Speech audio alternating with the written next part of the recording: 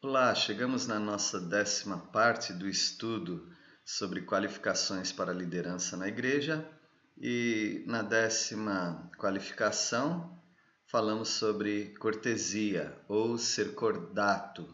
Um líder precisa ser educado, cortês, gentil, ele precisa estar acessível às pessoas, preocupar-se com as pessoas, cuidar das pessoas. Ao perceber que alguém está com um semblante triste, perguntar para a pessoa se pode ajudar em alguma coisa, por que a pessoa está triste. Nós não devemos nos intrometer nos assuntos alheios, porém, um líder, ele é bem-vindo na maioria dos corações. As pessoas querem líderes atenciosos. Não é alguém que está longe do povo, mas ele está no meio do povo, conversando, colocando-se à disposição. Ele tem uma prontidão em ser gentil, em ser cortês, em ser cuidadoso. Nós temos o exemplo já conhecido da mulher que se aproximou de Jesus e ela derramou aquele perfume sobre a cabeça de Jesus. Pessoas se indignaram porque poderia usar aquele perfume para vender e dar para os pobres. O Senhor Jesus deu a resposta. Por um lado, parece uma resposta rude, quando ele disse que os pobres sempre vão ter com vocês. E por que vocês estão molestando? Por que vocês estão aborrecendo essa mulher? Então, se por um lado ele foi firme, por outro lado ele foi muito gentil para com a mulher. E tivemos também um outro acontecimento em que a mulher chorava e suas lágrimas molhavam os pés de Jesus e ela enxugava as lágrimas com seus próprios cabelos. O Senhor Jesus também foi advertido sobre quem era aquela mulher e Jesus falou para o anfitrião, o Simão, falou: eu entrei aqui, você não lavou os meus pés, mas essa mulher, desde que eu cheguei, ela está fazendo isso com as próprias lágrimas e enxugando com seus cabelos. Então aquilo mostra que o Senhor Jesus era cordato, era gentil, assim como essa mulher se debruçou aos pés de Jesus em aflição, em gratidão também, não ingratidão, mas em gratidão. Aquela mulher grata pelo perdão que ela recebeu, o Senhor Jesus foi muito cordato. Já Simão, o anfitrião, ele não foi nada cordato, ele não foi educado. Isso nos mostra também que um líder, ele não deve seguir esse exemplo, mas deve ser uma pessoa acolhedora, hospitaleira, cortês, gentil, cuidadoso para com as pessoas, porque há pessoas aflitas por todo lugar. Na igreja há pessoas aflitas, são os aflitos silenciosos. As pessoas não falam, por isso o líder, ele recebe do Senhor uma percepção, ele é perspicaz, ele percebe quando há alguma coisa errada e ele procura as pessoas para poder ajudá-las. Isso é ser cordato também. Ele tem que ser inimigo de contendas. A palavra de Deus nos diz nessas qualificações que o servo de Deus, ou aquele que aspira ao episcopato, o líder, ele deve ser inimigo de contendas. Ele está envolvido às vezes em contendas porque há pessoas que não concordam com a liderança, não concordam com os princípios bíblicos e esse líder passa a ser uma ameaça para os rebeldes. Porém, ele tem que ser apto, corrigir as pessoas com mansidão, mostrando sempre compaixão, interesse pelas pessoas, até mesmo por aqueles que são rebeldes. Vocês vão se lembrar quando Davi com seus homens, seu exército, passou pelas propriedades de Nabal e Davi mandou alguém pedir alimento. E não era alimento gratuito, Davi ia pagar por aquilo. Mas o proprietário, Nabal, ele se recusou, ele disse: hoje há tantos fugitivos, escravos fugitivos, então ele desrespeitou Davi e não considerou. Davi ia ser bem firme contra ele, mas a Abigail foi pacificadora, inimiga de contendas. Até ela falou para Davi, para o rei Davi, que segundo o nome do marido dela, assim era o caráter dele também, ou seja, Nabal quer dizer tolo, ele era um tolo. Ela foi pacificadora, evitando ali um massacre, algo pior. Mas nós sabemos que Deus feriu Nabal porque Deus fez a justiça em favor de Davi e do exército do povo de Deus.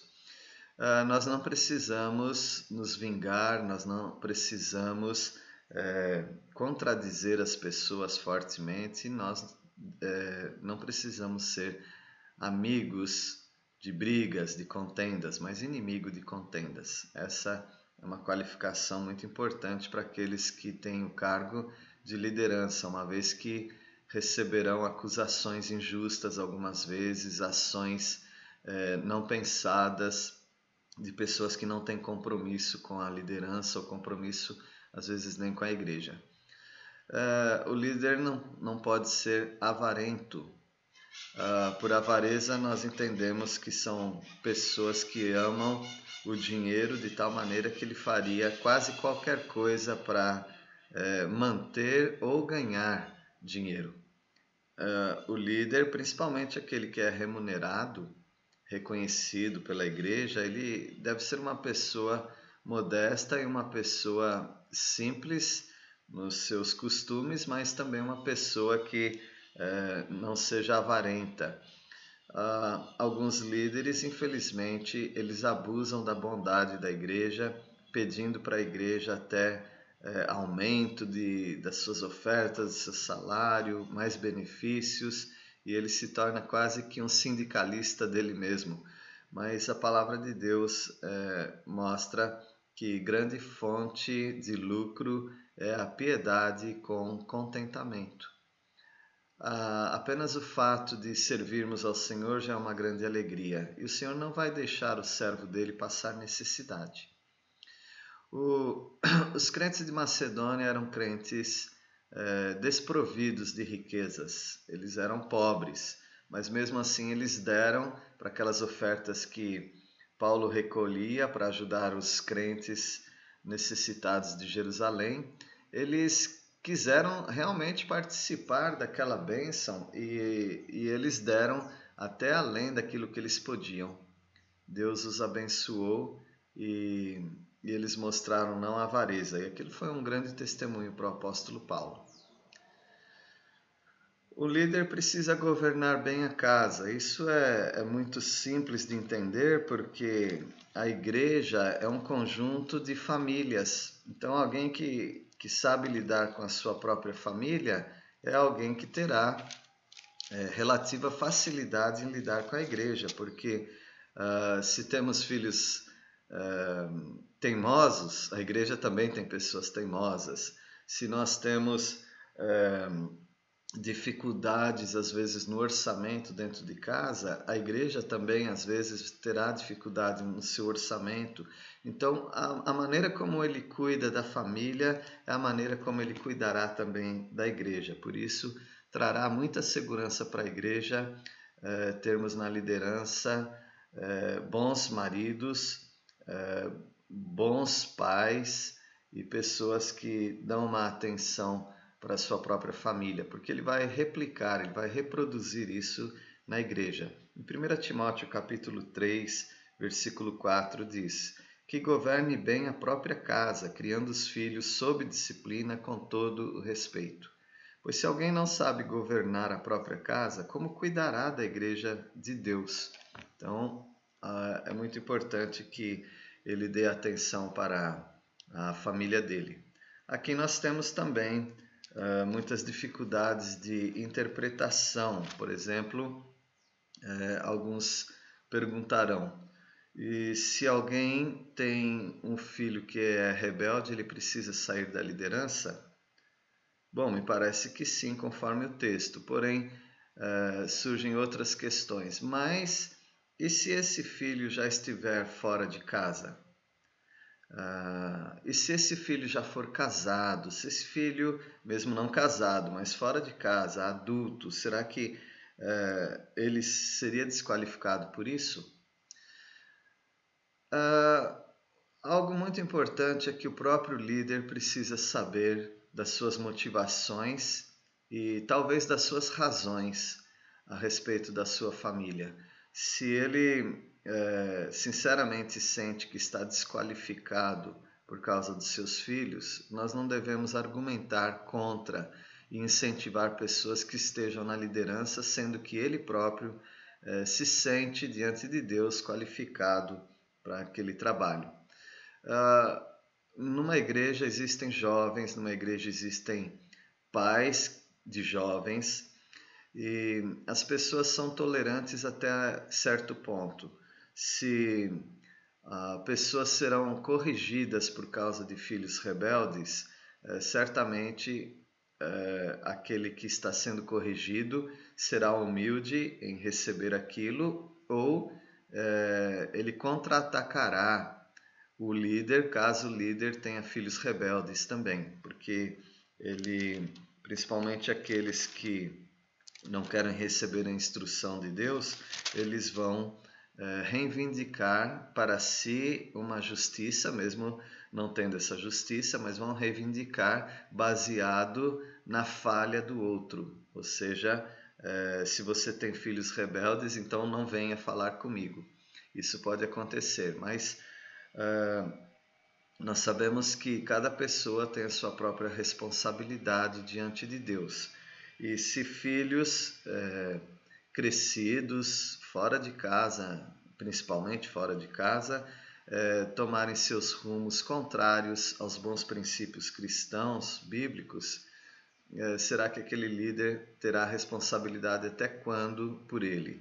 Se ele já é casado e venha se divorciar, será que o pai ainda carrega essa responsabilidade e a igreja o reprovará por causa disso?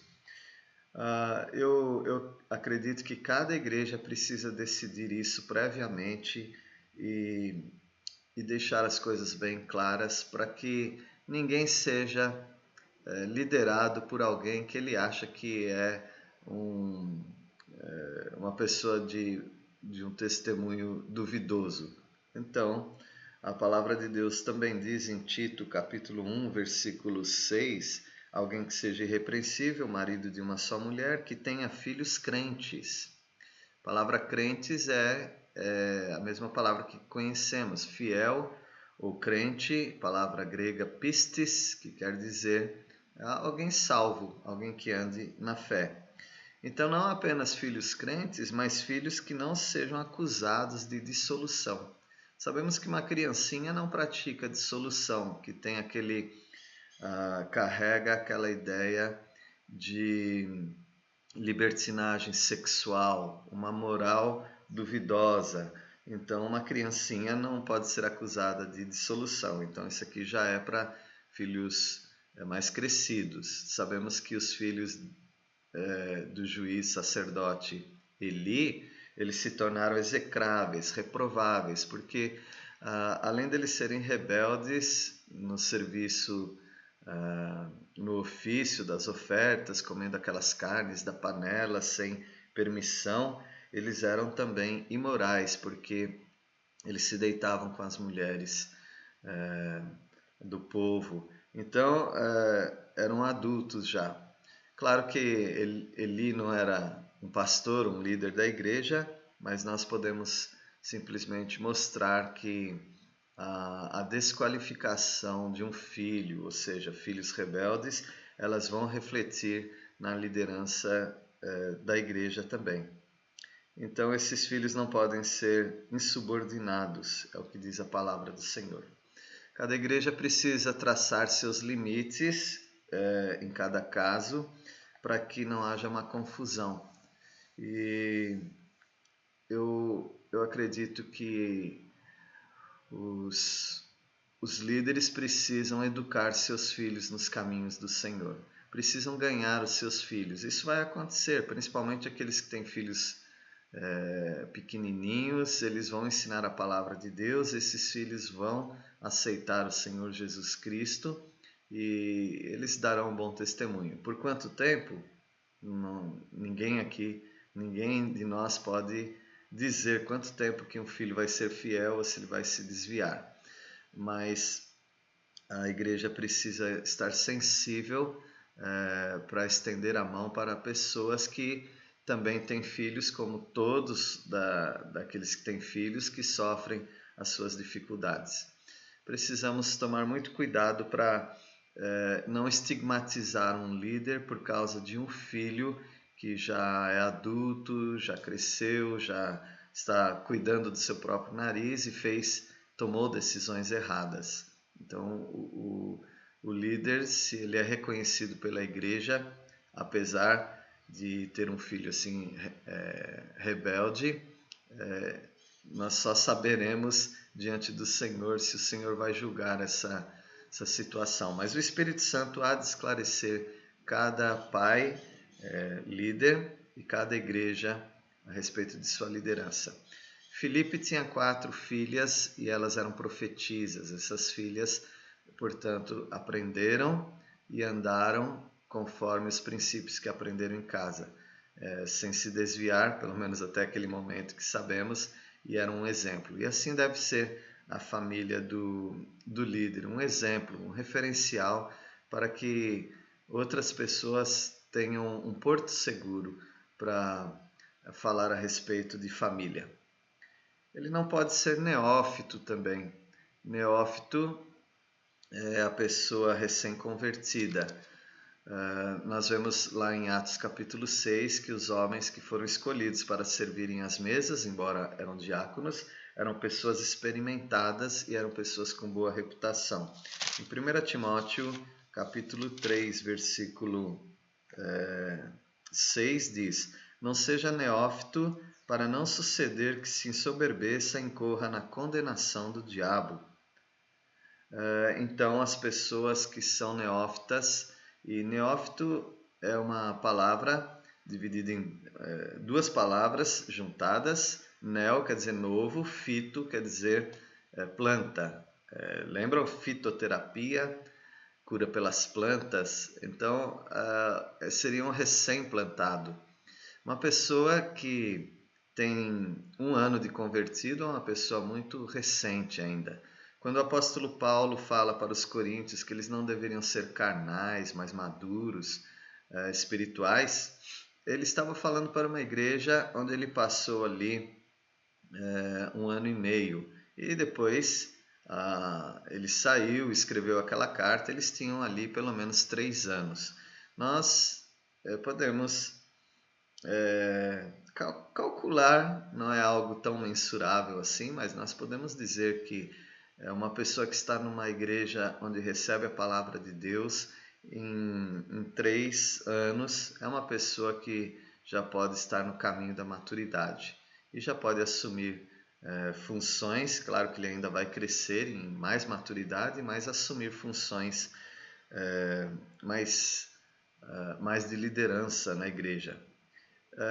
Ele não deve ser neófito, portanto, devemos tomar muito cuidado com o ânimo dos neófitos, daqueles que chegaram, se converteram e são de grande ânimo. Às vezes vem de outra igreja e é uma pessoa madura, mas precisa ainda de um tempo para que aquela igreja local conheça aquele servo de Deus. E, finalmente, na lista dos qualificados, ele precisa ser alguém que tenha um bom testemunho dos de fora. Versículo 7, 1 Timóteo 3, 7. Pelo contrário, é necessário que ele tenha bom testemunho dos de fora, a fim de não cair no opróbrio e no laço do diabo. O opróbrio é a vergonha, o desprezo. Sabemos que Satanás está querendo derrubar os crentes e às vezes ele não faz isso por dentro, ele faz por fora.